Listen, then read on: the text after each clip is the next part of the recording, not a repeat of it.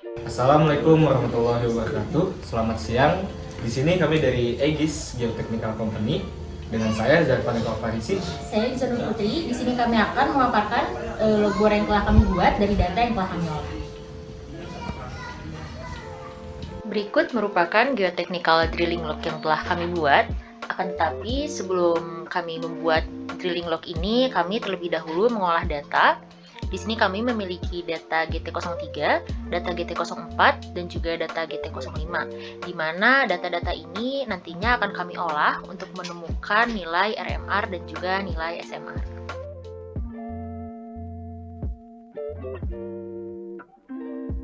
Untuk menilai RMR, terdapat beberapa parameter, yaitu diantaranya ada yang pertama strength UCS, RQD, joint spacing, groundwater level, dan condition of joints. Yang pertama ada strength UCS, itu merupakan unit axial compressed strength yang memberikan kita nilai mengenai tingkat kekerasan sebuah batuan. Nilai UCS tersebut terbagi ke dalam dua, yaitu tanah dan batuan. Nilai UCS ini memiliki satuan MPa. Batuan memiliki nilai lebih dari 1 MPa, sehingga kami menghitung RMR hanya untuk batuan yang memiliki nilai lebih dari 1 MPa atau kita sebut R1.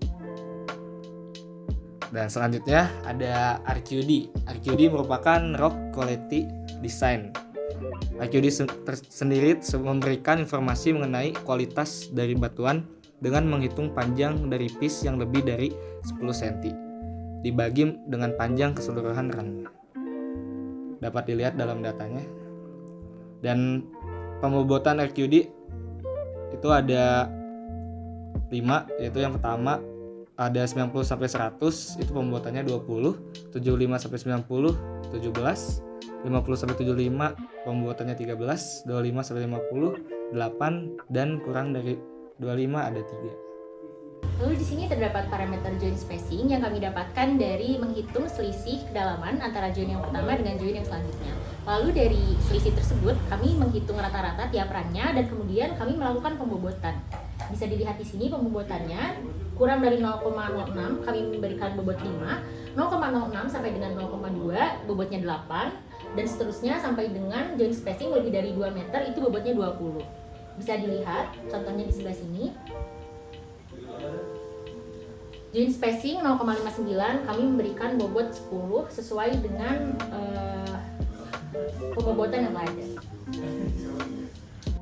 Selanjutnya di sini terdapat parameter dari joint condition yang terdiri dari discontinuity length, aperture atau separation, roughness, infilling, dan juga weathering. Dari 5 parameter ini nantinya akan dijumlahkan ratingnya dan kemudian menghasilkan nilai condition of joints. Untuk parameter yang pertama, di sini terdapat discontinuity length atau panjang dari joint. Data ini kami dapatkan dari menghitung panjang from to dari jointnya, tetapi pada GT03 tidak didapatkan data to-nya sehingga kami mengasumsikan panjang dari discontinuity length ini itu kurang dari 1 meter dikarenakan kurang dari panjang diameternya. Nah, untuk ratingnya sendiri, discontinuity length menurut Biniawski itu kurang dari 1 meter mendapatkan rating 6, 1-3 meter mendapatkan rating 4, 3-10 meter mendapatkan rating 2, dan seterusnya apabila lebih dari 20 meter mendapatkan rating 0. Parameter yang selanjutnya adalah aperture atau separation. Data dari aperture atau separation ini kami mendapatkan dilihat dari ada atau tidaknya infilling pada joint.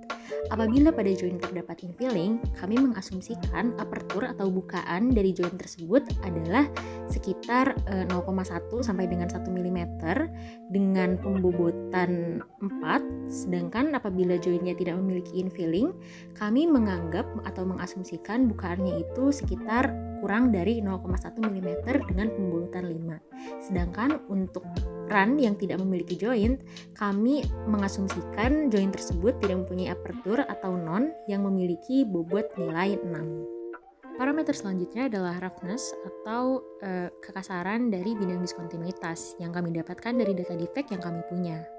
Nah, untuk pembobotannya sendiri, ini ada very rough, ini mendapatkan bobot 6, kami gunakan untuk run yang tidak memiliki joint. Lalu untuk rough itu mendapatkan bobot 5, slightly rough mendapatkan bobot 3, smooth mendapatkan bobot 1, dan juga slick and slide mendapatkan bobot 0.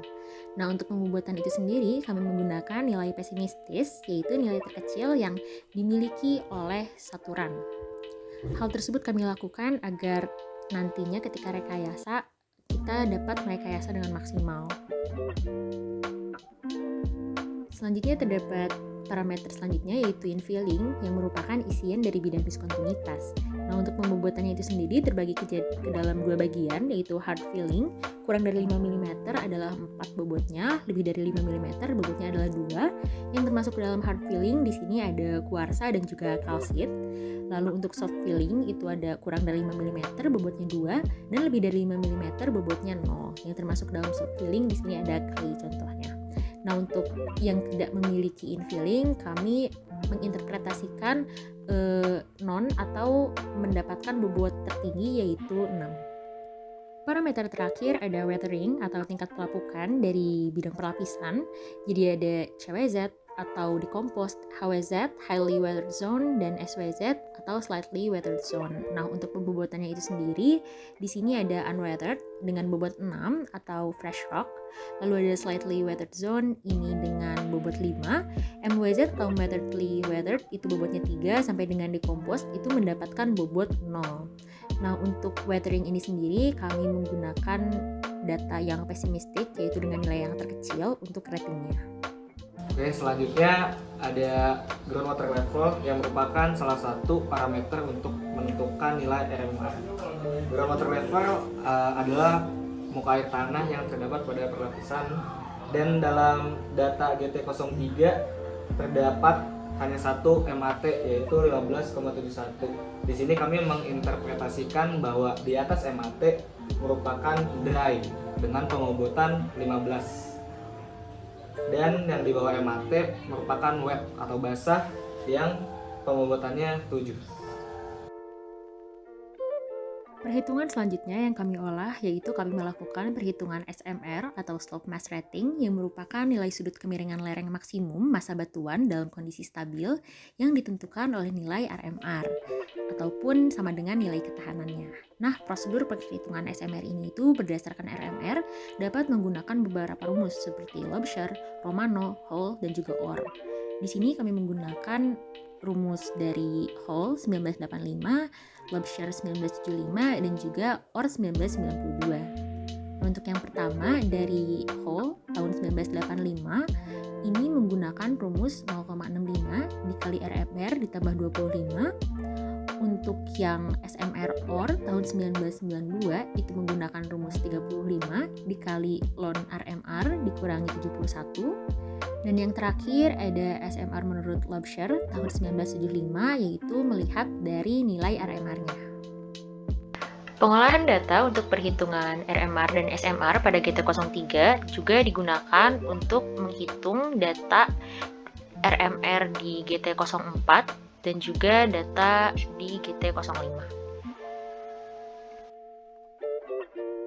Di sini terdapat geotechnical drilling log yang telah kami buat. Pada bagian atas sini terdapat informasi mengenai drilling yang dilakukan. Di sebelah kiri atas juga di sini terdapat logo kami yaitu Aegis Geotechnical Company. Dan di pojok kanan sebelah sini terdapat kode drillingnya, ada GT03, GT04 dan juga GT05. Selanjutnya di sini terdapat parameter-parameter yang kami masukkan dalam geotechnical drilling log kami. Yang pertama di sini ada depth atau kedalaman, lalu ada core run number yang merupakan number dari setiap run-nya. Lalu ada core recovery yang merupakan perbandingan dari core yang terambil dengan panjang dari run-nya. Lalu ada bore profile yang merupakan litologi dari setiap run. Core description yang merupakan deskripsi dari core. Lalu ada UCS atau Universal Compressive Strength yang merupakan kekuatan dari batuan. Lalu di sini ada RQD atau Rock Quality Designation dalam bentuk persen. Selanjutnya di sini terdapat information of defects berupa type, shape, roughness, deep direction, spacing, infilling, dan frekuensi yang kami dapatkan dari data yang telah kami olah. lalu ada weathering atau tingkat pelapukan, GSI, Geological Strength Index, dan juga ada water level, sample code, dan yang terakhir ada RMR. Setelah menentukan header tadi, lalu kemudian kami memasukkan data yang kami punya ke dalam log body. Di sini kami memasukkan data kedalaman, core number, core recovery, dan lain sebagainya ke dalam log body-nya. Untuk berprofile, di sini kami memasukkan litologi-litologi yang kami punya. Lalu untuk RQD, di sini kami menggunakan bar graph sehingga kita mengetahui range RQD-nya dari tiap run-nya. Lalu di sini untuk water level kami menggunakan simbol segitiga terbalik yang merupakan simbol dari muka air tanah dan juga informasi-informasi lainnya yang kami masukkan ke dalam log body.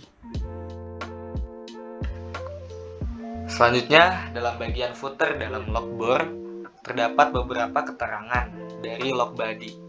Yang pertama ada keterangan UCS menurut Hook and Brown tahun 1981 yang berisikan tentang keterangan tingkat kekerasan batuan dan tanah.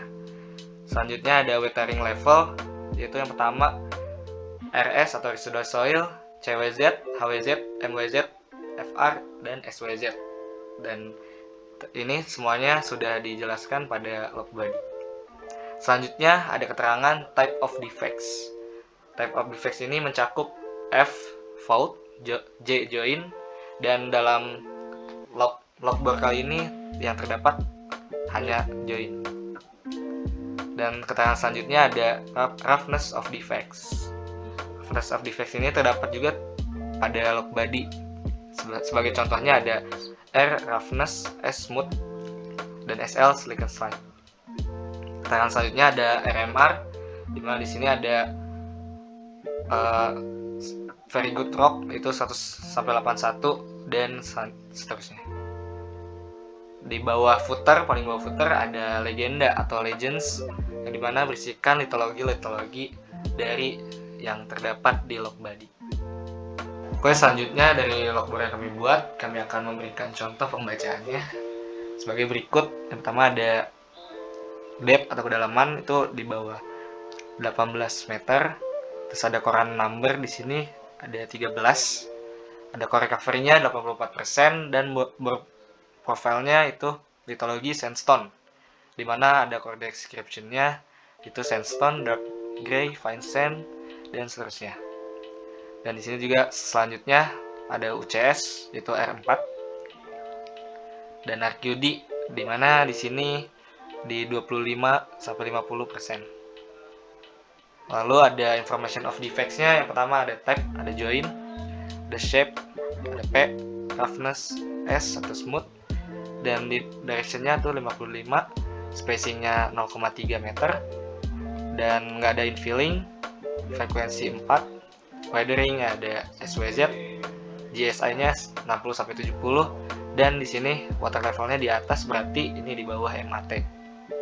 Dan sample code-nya tidak di atas, RMR-nya ada 53. Dari nilai RMR yang telah kita hitung, didapatkan grafik hubungan antara kedalaman dengan RMR pada GT03. Nah, dari grafik ini itu terdapat penurunan pada kedalaman sekitar 17,28 meter sampai dengan 24,78 meter, lalu mengalami lagi kenaikan di kedalaman selanjutnya. Nah, secara keseluruhan nilai RMR pada GT03 ini berada pada angka 60 sampai 80 yang termasuk ke dalam good rock atau kelas 2 menurut Biniawski tahun 1989. Nah, menurut Biniawski ini, untuk kelas good rock dapat dilakukan penggalian sedalam 1 sampai 1,5 meter. Untuk selanjutnya, di sini terdapat grafik hubungan antara kedalaman dengan SMR pada GT03. Dari grafik hubungan ini, kebanyakan memiliki nilai yang sama, yaitu 65, yang menurut Webster tahun 1975 ini termasuk ke dalam good rock, dan apabila dibuat lereng akan stabil. Selanjutnya di sini terdapat hasil perhitungan RMR pada data GT04, lalu didapatkan grafik hubungan antara kedalaman dan juga RMR pada GT04. Nah, pada GT04 ini nilai RMR terdapat penurunan dan kenaikan pada setiap run-nya. Lalu secara keseluruhan nilai RMR pada GT04 ini itu berada pada angka 60 sampai dengan 70 yang termasuk ke dalam good rock kelas 2 yang menurut Biniawski tahun 1989 dapat dilakukan penggalian sedalam 1 sampai 1,5 mm. Lalu selanjutnya di sini terdapat hubungan kedalaman dengan SMR pada data GT04. Dari grafik hubungan antara kedalaman dengan SMR ini kebanyakan memiliki nilai yang sama yaitu 65 yang menurut Labshare tahun 1975 termasuk ke dalam good rock. Yang terakhir di sini terdapat hasil perhitungan RMR pada GT05, lalu didapatkan grafik hubungan antara kedalaman dengan nilai RMR, terdapat penurunan dan kenaikan pada setiap runnya, lalu secara keseluruhan nilai RMR dari GT05 ini itu memiliki kenaikan dibanding dengan RMR GT03 dan juga GT05, yaitu berada pada nilai 70-80 yang termasuk ke dalam good rock kelas 2, yang menurut Biniawski tahun 1989 ini tuh dapat dilakukan penggalian sedalam 1 sampai 1,5 meter. Lalu selanjutnya di sini terdapat grafik hubungan antara kedalaman dan juga nilai SMR pada GT05. Kebanyakan memiliki nilai yang sama yaitu 65 yang menurut Labshare pada tahun 1975 termasuk ke dalam good rock dan apabila dibuat lereng akan stabil. Lalu apabila terdapat longsoran yang terjadi dapat berupa blok sehingga diperlukan support berupa shortcrete. Sekian yang bisa kami sampaikan. Terima kasih. Wassalamualaikum warahmatullahi wabarakatuh.